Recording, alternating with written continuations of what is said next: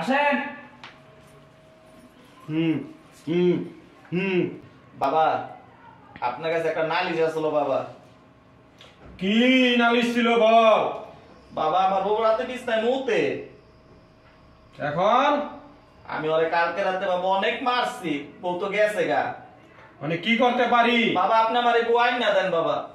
তুই না বললি বউ বিছনায় মুতে? বাবা বিছনায় মুতে কিন্তু এই বউ আমার লাগবে বাবা, এই বউ আইন না দেন বাবা। এসিকা ভালো বউ তোরা আমি আইনা দিব, একটা সুন্দরী বউ।